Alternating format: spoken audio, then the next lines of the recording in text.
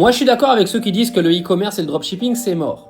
Si tu fais comme tout le monde, t'es mort. Ça, c'est une certitude. Si tu fais exactement pareil qu'il y a 5 ans, 6 ans, 7 ans, c'est sûr que c'est mort le e-commerce.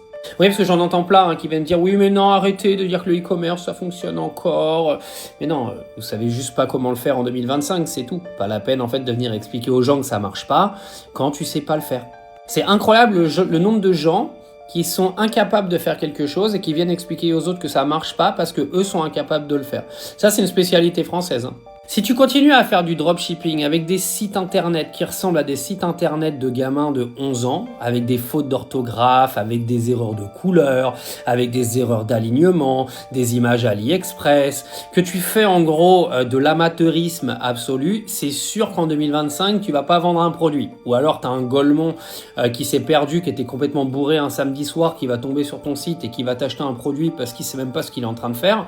Mais pour ceux qui font comme ça, oui, c'est mort. Parce qu'en 2025, les gens, ils ont besoin de confiance, ils ont besoin de voir quelque chose sur lequel ils savent qu'ils vont recevoir leurs produits et qu'ils vont pas se faire arnaquer. En fait, le e-commerce, les gars, ça mourra jamais parce que les gens achètent de plus en plus sur Internet. Ils achètent de plus en plus en ligne. C'est juste qu'il faut que tu fasses différemment. C'est pas mort, ça a juste évolué, ça a changé.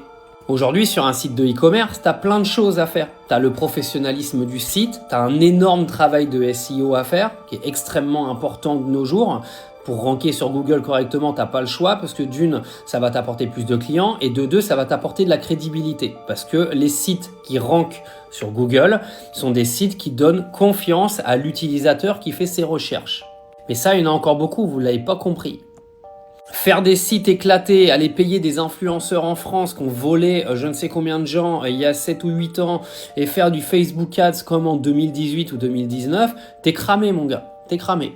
Par contre, il y a plein d'autres méthodes aujourd'hui qui font que les sites fonctionnent et que tout se passe bien et que l'expérience client est top. Il faut juste savoir comment faire.